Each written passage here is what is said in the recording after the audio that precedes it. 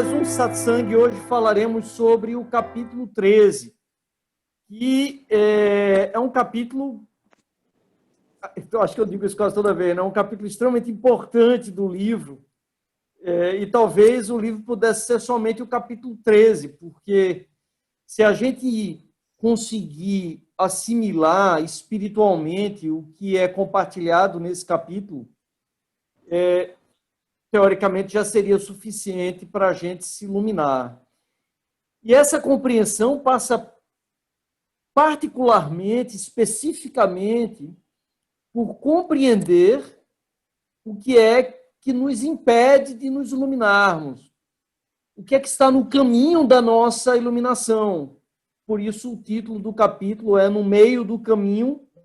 Não é a poesia de Drummond, tinha uma pedra no meio do caminho, mas no meio do caminho tinha um ego no meio do caminho. Então, essas 3 letrinhas, essa palavra bem curtinha de 3 letrinhas, é a única coisa que nos impede de realizarmos plenamente a nossa existência através do nosso ser, de nos libertarmos da identificação com o nosso personagem, que é esse ego construído pela nossa mente e que é, segundo o budismo, a causa, a fonte de toda a nossa dor e de todo o nosso sofrimento. Não apenas a dor e o sofrimento que nós vivenciamos, pela identificação em razão e consequência da identificação que nós temos com o personagem que nós construímos, que não existe, só existe em um único lugar na nossa mente.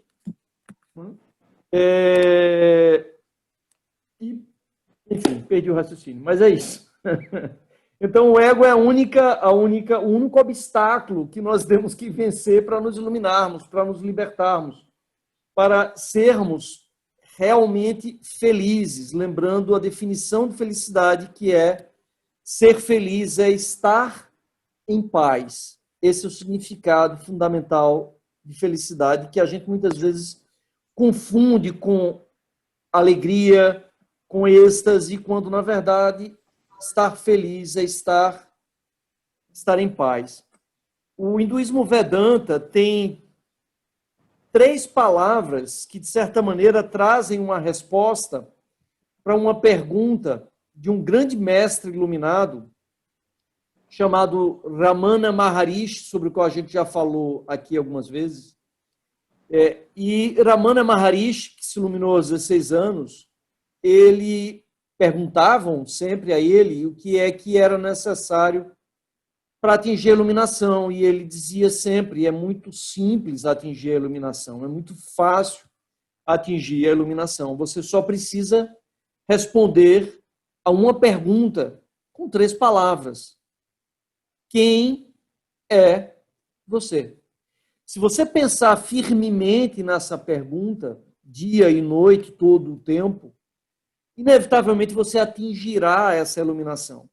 Porque, ao tentar responder essa pergunta, você vai descascar essa cebola, as camadas dessa cebola, que é o seu personagem, que é o seu ego, que ao longo de toda a sua vida você construiu. Por isso que ele sempre dizia também: eu não tenho como lhe dizer quem você é, mas eu posso lhe dizer quem você não é. Você não é o seu nome, você não é a sua profissão, você não é o seu sexo, você não é nada disso. Tudo isso são atributos do seu personagem e não do seu ser. E Matrix, no filme Matrix, Morpheus diz isso para Neo de uma outra forma, num primeiro diálogo que eles têm, antes de Neo escolher entre a pílula vermelha e a pílula azul. Vocês devem lembrar bem da oficina. E ele explica a Neo que a Matrix, que é a Maya no budismo, que é essa ilusão dentro da qual nós vivemos, ela só existe dentro da nossa mente. É uma prisão criada pela nossa mente. E essa é a imensa dificuldade que nós temos, de nos libertarmos dessa prisão, porque fomos nós que a criamos. Aliás, passamos a vida inteira criando essa prisão, a prisão desse personagem.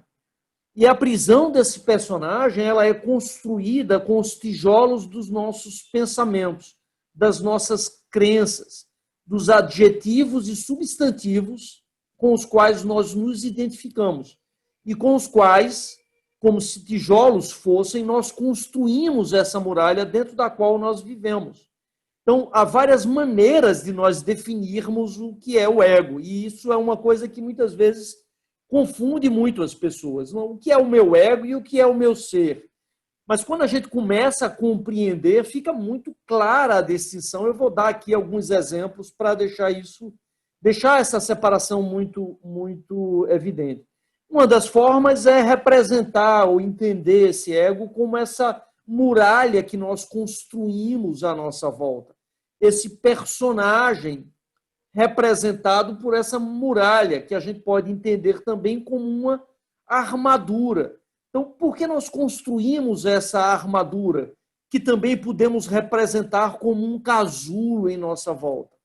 E o casulo é uma maneira muito elucidativa de representar o ego, porque ele traz embutido um estágio de transformação da lagarta em borboleta, do animal preso ao ego, ao ser iluminado livre, liberto dessa prisão, que é esse personagem que nós construímos e no qual nós acreditamos. Então, e por que nós construímos? Nós construímos esse ego por medo, para nos protegermos da dor e do sofrimento.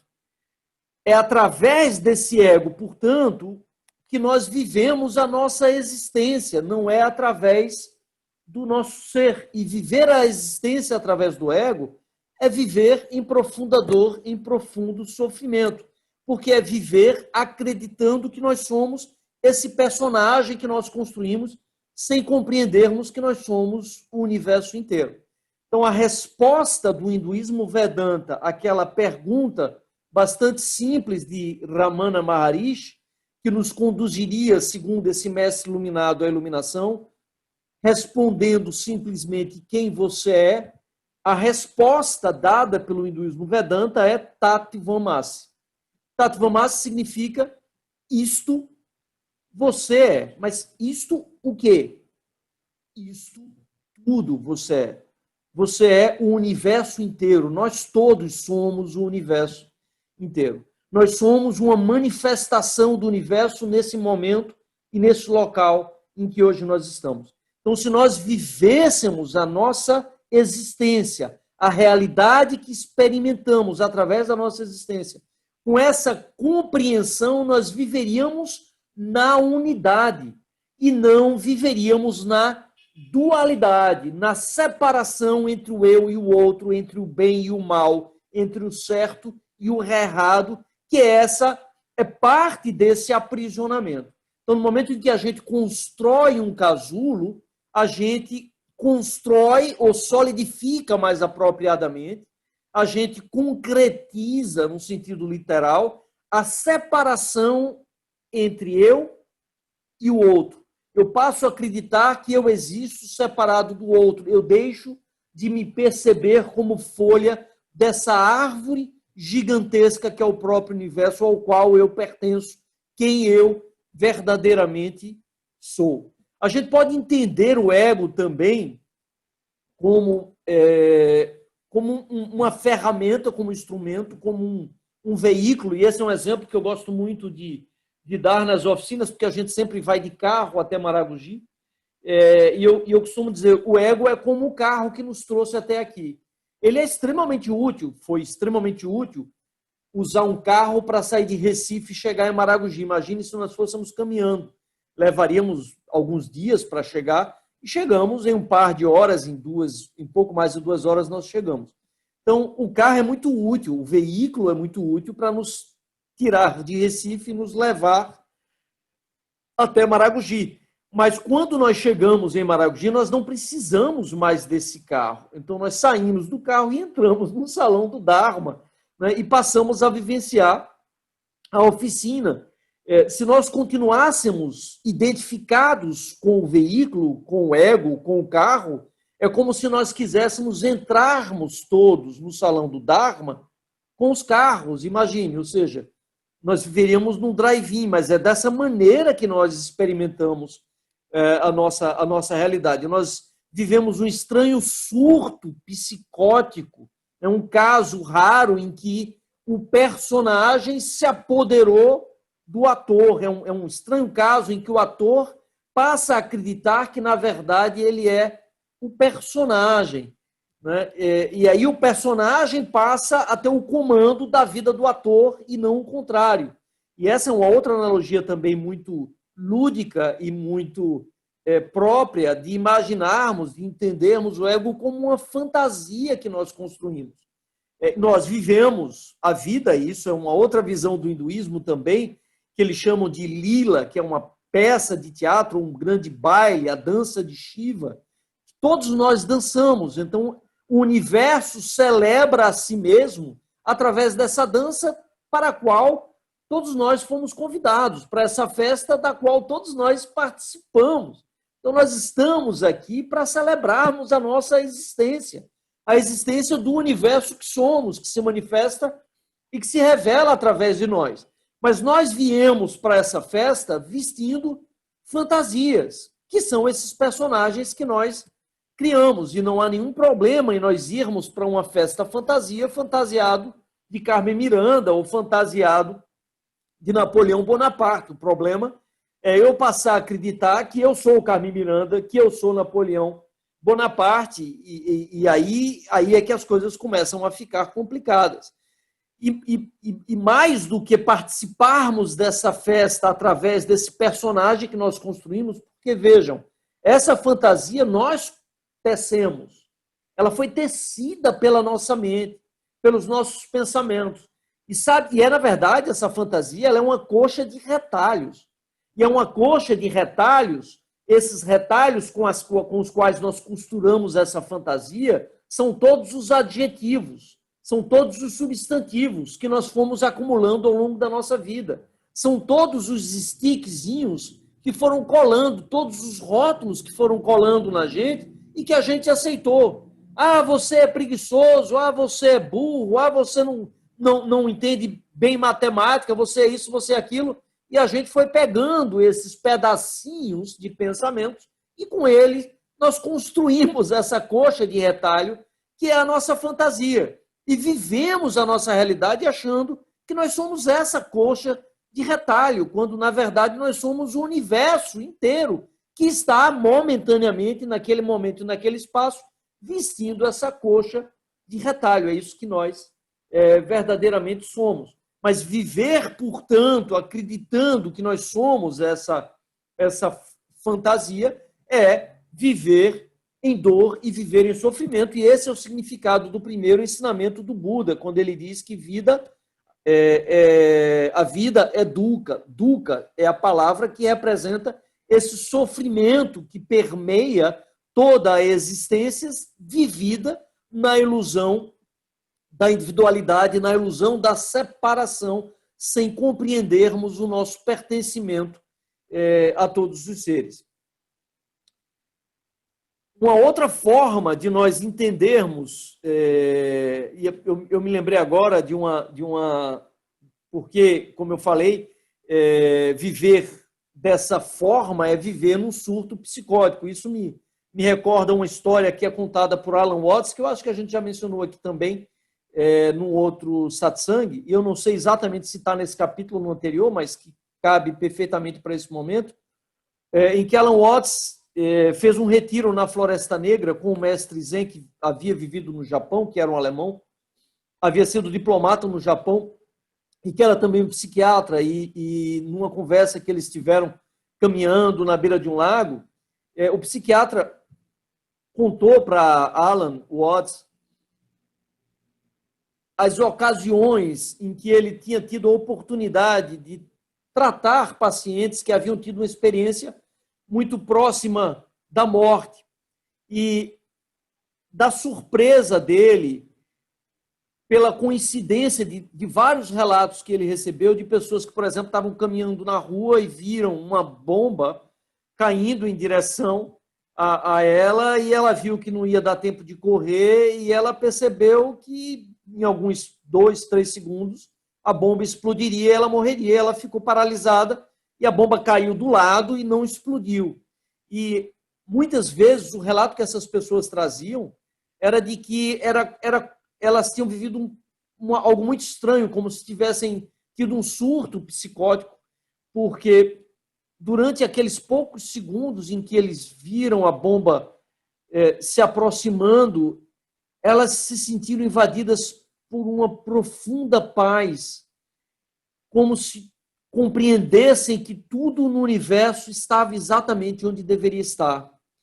E elas contavam isso a esse psiquiatra como se tivessem vivenciado esse surto psicótico. E o comentário dele, curioso com o Alan Watts na conversa, é de que como é que eu poderia explicar para eles, então, que, na verdade, talvez aquele tivesse sido o único momento lúcido da vida deles. Que durante toda a vida eles tinham, na realidade, vivido um surto psicótico, acreditando em um personagem criado pela nossa própria mente, um personagem que simplesmente não existe. E voltando, então, depois desse parêntese, ao baile, à fantasia, não apenas nós vivemos esse baile através dessa fantasia que nós costuramos, mas reparem se o que eu vou falar não é verdade.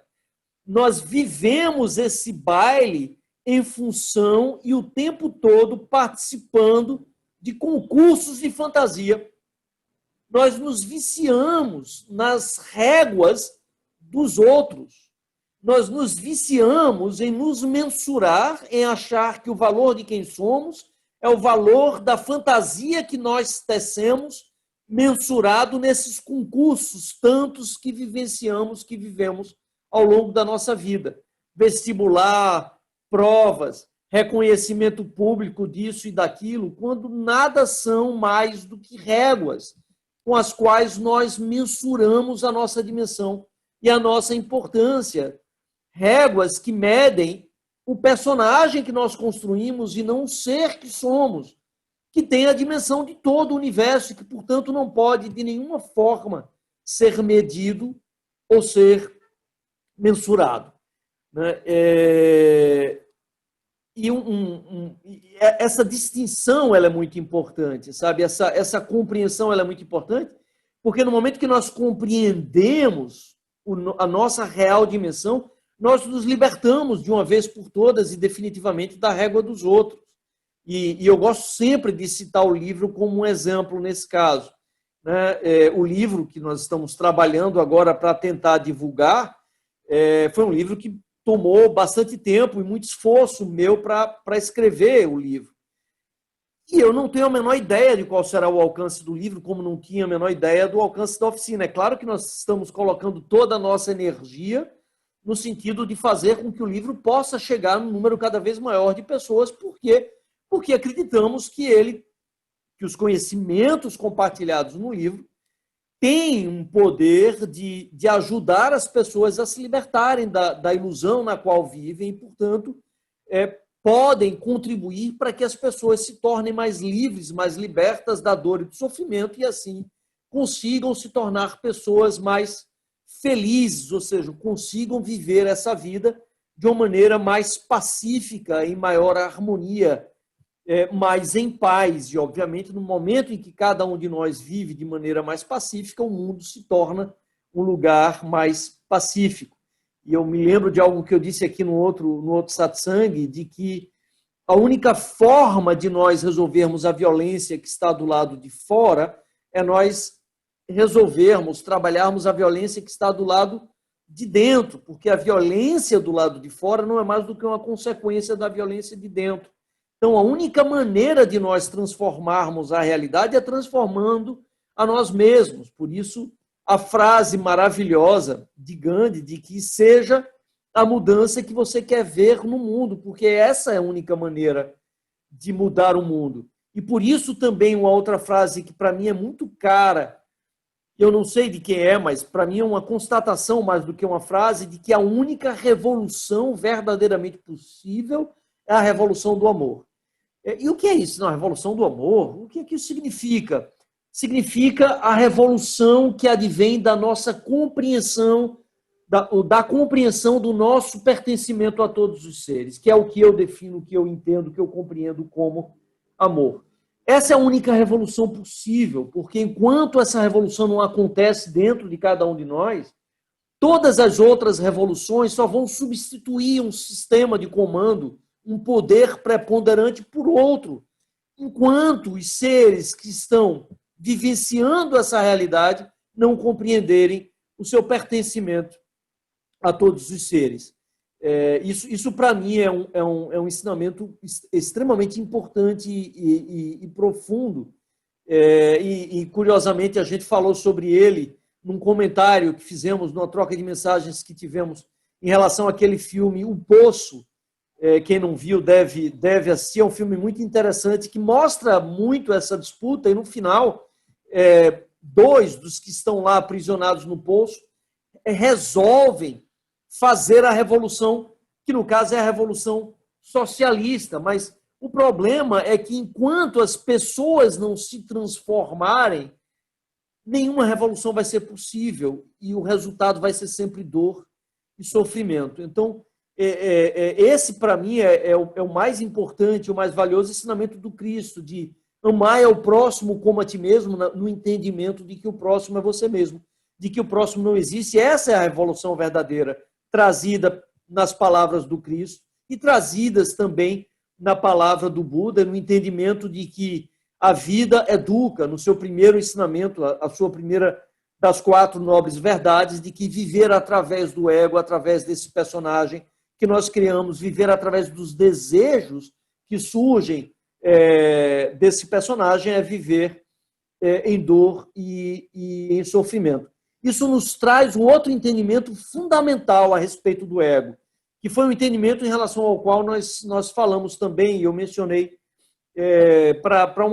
foi uma resposta a uma pergunta de Aninha sobre a questão do ego. E aí algumas pessoas costumam confundir isso e começam a ver o ego como algo ruim ou mal, que deve ser matado. Eu tenho que matar o meu ego. Não, claro que não. Você não tem que tirar a fantasia e pisotear a sua fantasia. Não tem nenhum problema em usar a sua fantasia. O que você tem que matar é a sua identificação com essa fantasia. Você não precisa tocar fogo no carro, você pode usar o carro perfeitamente, e ele é útil e ele é necessário. Ele é útil e necessário no momento presente, porque nós não vivemos numa sociedade iluminada, e esse carro, esse veículo, ele foi fundamental para a transição que nós realizamos. Então, vou falar desses 2 momentos do ego para encerrar essa minha introdução a esse capítulo, para a gente abrir para um debate mais amplo. No momento presente, entender que o ego é necessário é, por exemplo, compreender que, e aí eu vou trazer para um caso pessoal para tornar isso muito claro, eu tenho vários personagens. Um dos personagens que para mim é mais importante e mais caro é o meu personagem de professor universitário. Então eu preciso representar bem esse personagem para que eu possa me viabilizar. Eu preciso pagar minhas contas no final do mês, eu preciso comer, e a forma, né, de eu conseguir viabilizar minha sobrevivência é através desse personagem. Então, ele é muito precioso para mim. Mas eu não me confundo com ele. Mas, por exemplo, eu não posso ir dar aula na universidade nu, despido, porque se eu for dar aula através do meu ser, livre do meu personagem, eu não tenho por que ter vergonha. Quem tem vergonha é o personagem, é o ego. A vergonha nasce, como a gente viu no capítulo relativo ao Jardim do Éden, a vergonha nasce da ilusão da dualidade. Quando eu me percebo como parte de todos os seres, eu posso voltar perfeitamente ao Jardim do Éden e não mais preciso usar a fantasia. Eu poderia perfeitamente dar aula nu, mas qual seria a consequência? Eu só daria nem uma aula eu daria, porque na hora que eu chegasse na universidade, eu tenho certeza que 10, 15 minutos depois estaria lá a ambulância, né, do hospital psiquiátrico para me recolher, porque, claro, todos iam ter o entendimento de que eu estaria tendo um surto psicótico, e não adiantaria eu tentar explicar que não, eu estou perfeitamente bem, só não vejo nenhuma necessidade de usar roupas, não funcionaria. Então, eu preciso usar esse personagem, mas eu não me confundo com ele. E aí, voltando à questão do livro, né? Ou seja, na medida do que me foi possível, eu tentei fazer do livro que eu escrevi uma transcrição do meu ser, a leitura do meu ser, a leitura que o meu ser faz dessa realidade. E é aí que reside o valor do livro. Então, se ele vai alcançar ou tocar o coração de uma pessoa, ou se vai tocar o coração de 1 milhão de pessoas, não me pertence mais. Isso já não me importa mais. É claro que eu vou me esforçar, e estou me esforçando, para fazer com que esses conhecimentos possam chegar no número maior possível de pessoas. Mas se eu vou conseguir ou não vou conseguir, já não me cabe mais, já não me pertence mais. Então, quando eu vou dar aula, por exemplo, e os alunos, algum aluno chega para mim e diz, professor, olha, eu vou dizer, essa sua aula foi a pior aula que eu tive na minha vida. É insuportável a sua aula. Esses slides todos no PowerPoint, eu só consigo ficar com sono. Você é o pior professor do mundo. Na hora que eu escutar isso, se eu estou liberto do meu ego, eu vou ignorar? Não, claro que não. Eu vou usar essa crítica para melhorar o meu personagem, mas eu não vou ficar triste, nem deprimido, nem isso vai de nenhuma maneira afetar o meu humor. Por quê? Porque eu não sou o personagem, eu sou o ser por trás do personagem. Então, eu vou dizer, nossa, olha aí, eu acho que eu preciso talvez dar uma agitada nessa aula, eu acho que não está funcionando muito legal, não. É como usar uma chave de roda, a situação seria, e aí comparando novamente o ego como um carro, alguém chegar para mim e dizer, olha, professor, essa roda está frouxa, está folgada. Eu dizer, eita, nossa, eu preciso tomar cuidado, senão a roda vai cair. Eu uso uma chave de roda e vou lá apertar a roda, ajustar esse mecanismo, esse instrumento, essa ferramenta, esse personagem. Eu acho que eu tenho que mudar um pouco aqui a minha fantasia, porque ela não está funcionando muito bem, não está cumprindo o seu papel muito bem. Mas isso não vai afetar absolutamente nada no meu sentimento, na minha paz de espírito, em absolutamente nada. Da mesma maneira que se um aluno chegar para mim e disser, professor, você é o melhor professor que eu já tive. A sua aula é extraordinária. Eu nunca tive um professor como o senhor. O senhor é maravilhoso. Se eu estiver identificado com o meu personagem, eu vou precisar me agarrar em umas 4 paralelepípedos para não sair voando, levado pelo meu ego, que vai estar inflado do tamanho de um balão igual ao Zeppelin. Ou seja, da mesma maneira, na hora que eu escuto esse elogio, eu digo, tá, ou seja, acho que está funcionando, acho que aqui está ajustado. E vou ficar, percebo, muito mais feliz pela crítica, porque ela vai me ajudar a melhorar, do que pelo elogio, que só vai confirmar que eu já estou no rumo certo, ou seja, já estou fazendo a coisa como deveria estar. Mas a crítica vai me dar muito mais oportunidade de tornar o meu personagem muito mais eficiente. E nenhum dos dois casos isso vai me afetar de nenhuma maneira. Vai, sim, ser útil como instrumento de calibração. E é isso que o ego deve ser. Deve ser entendido dessa forma, como uma ferramenta. Isso no contexto atual. Se a gente pega no contexto histórico, e isso é muito importante a gente falar. Por quê? Porque na nossa visão antropocêntrica, a gente se considera separado e diferente de todos os outros animais, nos esquecendo que nós somos animais, que nós somos macacos, comemos pelo, um pouco mais de massa cinzenta, em razão de algumas mutações genéticas que nós tivemos, mas ainda assim nós somos primatas, nós somos macacos, e há 4 milhões de anos atrás, que do ponto de vista dos 4 bilhões de anos de existência na vida no planeta Terra, 4 milhões é um milésimo. Ou seja, esse milésimo do tempo que a vida evolui na Terra não é nada. Então, há 4 milhões de anos atrás, do ponto de vista evolutivo, foi ontem. Ou seja, ontem todos nós éramos macacos, vivendo única e exclusivamente através do nosso instinto de sobrevivência.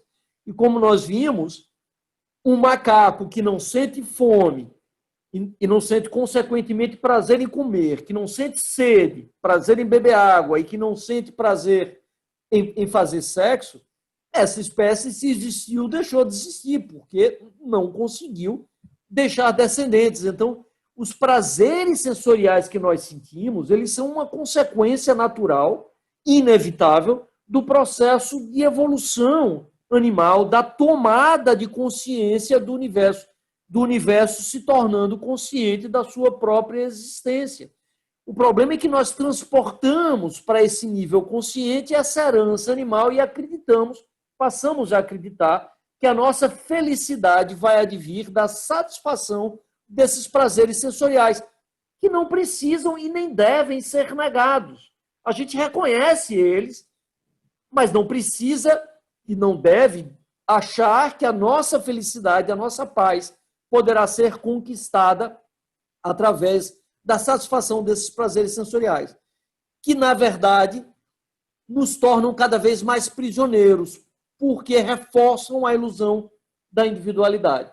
Então, aceitar a nossa condição animal, a sacralidade dessa condição animal e reverenciar essa condição animal, compreendendo que a nossa felicidade não está na entrega desses prazeres sensoriais, é um passo fundamental para nós atingirmos a iluminação, a libertação do ego, da mesma maneira que é a compreensão de que a única forma de alcançarmos essa libertação é retornando ao Jardim do Éden, nos libertando da ilusão da dualidade, da ilusão da individualidade, do apego e da identificação com esse personagem que, ao longo da nossa vida, nós construímos e que é quem nós efetivamente acreditamos que somos. Eu acho que é isso. Eu gostaria só... uma reflexão que eu acho importante também aqui. Bom, isso não é um tema novo, né? A primeira reflexão. Na verdade, a caverna de Platão fala exatamente disso, né? Da dificuldade que é se libertar dessa dualidade, se libertar da ilusão desse personagem, porque é a nossa própria mente quem criou essa gaiola. Então, nós não temos como abrir a porta dessa gaiola, já que é uma gaiola criada pela nossa própria mente. Então, ninguém pode lhe mostrar o que é a Matrix, ninguém pode lhe mostrar o que é Maia. Você tem que perceber o que é Maia por si mesmo. E essa é a única forma de se libertar dessa prisão. Portanto, como a monja Cohen costuma dizer, que é um dos preceitos do Zen budismo, nós não temos como abrir a porta da espiritualidade para ninguém. A porta da espiritualidade ela tem que ser aberta pelo lado de dentro. E da mesma maneira como eu falei de que a violência que está do lado de fora é uma consequência da violência que está do lado de dentro, uma outra forma de nós compreendermos isso é compreendendo que a luz que nós conseguimos perceber do lado de fora é a luz que nós conseguimos perceber também do lado de dentro. Toda luz do lado de fora, portanto, é um reflexo da luz que nós conseguimos fazer brilhar dentro da gente. Tem uma frase de Alan Watts que eu acho maravilhosa. Ele diz: acordar para quem você realmente é, ou seja, se iluminar, requer se desapegar de quem você imagina ser. Portanto, se desapegar da sua identificação com o personagem. Infelizmente, nós preferimos, a maior parte do tempo, viver como lagartas dentro de um casulo conhecido do que nos aventurarmos como borboletas na imensidão azul de um céu que desconhecemos. Nós conseguimos fazer essa longa travessia em que saímos do Jardim do Éden, onde vivíamos em perfeita harmonia, como animais inconscientes da própria existência, abrimos os olhos, despertamos para a consciência da nossa existência, fomos expulsos do Jardim do Éden, fizemos essa travessia graças ao ego. Sem ele nós não teríamos conseguido atravessar o rio da evolução do animal inconsciente para o animal consciente, mas é como se chegássemos agora na outra margem e queremos continuar carregando a canoa, a balsa, nas nossas costas. É como se saíssemos daqui para Foz do Iguaçu, numa viagem de carro, e chegássemos em Foz do Iguaçu e disséssemos, não, tá massa, tá ótimo aqui, mas eu estou tão acostumado dentro do carro que eu prefiro ficar aqui dentro do carro. Então, nós todos temos hoje todas as informações necessárias, muitas das quais compartilhadas no livro, para nos libertarmos dessa ilusão da individualidade, da ilusão da dualidade, para recuperarmos a nossa lucidez, a luz que ilumina a nossa existência a partir da nossa união com todos os seres que são parte de quem somos, com o universo que é quem nós verdadeiramente somos. Nós dispomos de todas essas informações, mas precisamos querer sair de dentro do carro. Isso é uma coisa muito curiosa, porque o que a gente percebe claramente, isso para mim, depois de quase 40 oficinas, fica muito claro. É curioso que é muito difícil esse desapego do personagem, primeiro porque é difícil até percebê-lo, perceber essa prisão criada pela nossa mente, porque a vida inteira a gente passou acreditando que nós éramos tudo aquilo que nos foi dito que éramos a vida inteira. Então, a religião que temos foi aquilo que nos foi ensinado. As verdades que nós construímos, os conceitos, os preconceitos, tudo isso é aquilo que nós acreditamos que somos. Então, como é que a gente vai se libertar disso? Né? É uma dificuldade enorme. E há uma analogia que, para mim, é um pouco dura, mas verdadeira. Nesse sentido, se iluminar é quase um suicídio. No sentido de que é um egocídio. Ou seja, você precisa se libertar do personagem que você construiu. Isso é uma dificuldade muito grande. A maioria das pessoas, a quase totalidade das pessoas, não buscam essa libertação. Buscam tornar esse personagem mais bonito. Buscam melhorar a fantasia, colocar adereços na fantasia, tornar a fantasia um pouco mais enfeitada e não se libertar dela, e não se despir da fantasia. Na verdade, as pessoas não buscam, muitas vezes, ou na sua imensa maioria das vezes, acordar, despertar do sonho, porque elas têm medo. Então, o que as pessoas buscam é tornar esse sonho um sonho mais colorido, um sonho mais agradável. Mas para conseguir verdadeiramente se libertar desse sono entorpecedor no qual nós vivemos, sonhando e acreditando nesse sonho como se verdade fosse, para se libertar desse casulo que nós mesmos, que a nossa mente construiu e dentro da qual nós vivemos para nos tornarmos livres, libertos, como borboletas, nós precisamos de imensa coragem.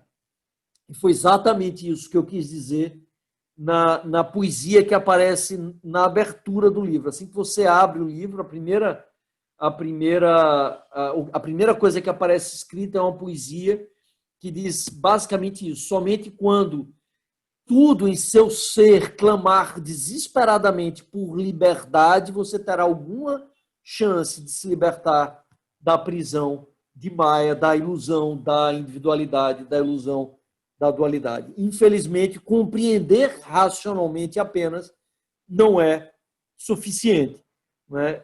A gente pode ter uma compreensão perfeita, racional, mas essa compreensão jamais conseguir sair da nossa mente, chegar no nosso coração, para que depois nós nos tornemos aquilo que nós inicialmente pensamos e posteriormente sentimos. As duas últimas coisas que eu gostaria de falar, fechando aqui meus 45 minutos, que é normalmente o tempo que eu falo na introdução dos satsangs, falar dos 3 movimentos no caminho da iluminação. O primeiro movimento é o passinho para trás, que, segundo muitos autores iluminados, é todo o movimento que precisa. O que é esse passinho para trás? É nós nos descolarmos da identificação com o nosso personagem.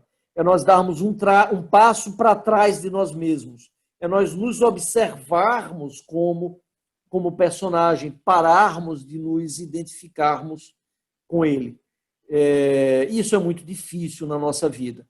Isso significa, por exemplo, aquele professor que eu descrevi, não se deixar mais afetar pelos elogios ou pelas críticas, mas, ao contrário, usar apenas esse elogio e essa crítica como ferramenta. Significa se divertir com o personagem, não mais se deixar levar pelo drama do personagem. E nós todos já fomos para filmes muito tristes e que foram maravilhosos, e outros filmes alegres que não foram nem tão bons assim. Então, o fato de um filme ser divertido ou triste, o fato de nós vivermos momentos alegres e momentos tristes, não faz a nossa vida melhor ou pior. São apenas oportunidades de aprendizagem que nós temos ao longo da nossa existência. Então, esse primeiro passo, que é o passo para trás, para conseguirmos nos colocarmos na condição de observador de nós mesmos, é o primeiro passo no caminho da iluminação, que é um passo que a gente exercita através da meditação. O segundo movimento no caminho da iluminação é o movimento de levantar a cabeça. O que é que significa levantar a cabeça? Significa deixar de olhar para o próprio umbigo, deixar de olhar para essa estrutura circular, essa circunferência que representa o nosso umbigo, para olhar para uma outra estrutura circular muito maior, chamado Via Láctea, chamado universo. É tirar o olho do umbigo para olhar para a galáxia que somos nós, onde nós não só vivemos, mas que somos. Significa deixar de se preocupar tanto com a própria felicidade, com os próprios problemas, para olhar os outros seres e se identificar com todos os outros seres, compreendendo o nosso pertencimento a todos os outros seres, que é a única forma de se ser verdadeiramente feliz. E o Dalai Lama tem uma frase maravilhosa sobre isso. Ele diz que o ser humano ele é egoísta, todo ele é egoísta, independentemente de quem seja. Mas existem os egoístas burros e os egoístas inteligentes. Os egoístas burros são aqueles que acham, que acreditam que vão ser felizes buscando a própria felicidade. Enquanto os egoístas inteligentes são aqueles que compreenderam que a única forma de se ser verdadeiramente feliz é buscando fazer da própria existência uma vida em serviço, em busca da felicidade, de tornar a vida de todos os outros seres um pouco menos sofrida e um pouco mais feliz. Essa é a única forma de sermos verdadeiramente felizes. E o terceiro movimento no caminho da iluminação é o movimento de abrir a mão, que representa o deixar ir, que representa compreendermos que nós não estamos no controle. Como traduziu muito bem o yogi brasileiro Hermógenes, né? Entrega, confia, aceita e agradece. É isso que representa o movimento de abrir a mão, que significa receber tudo que a vida nos traz como oportunidades de aprendizado, de libertação e de crescimento.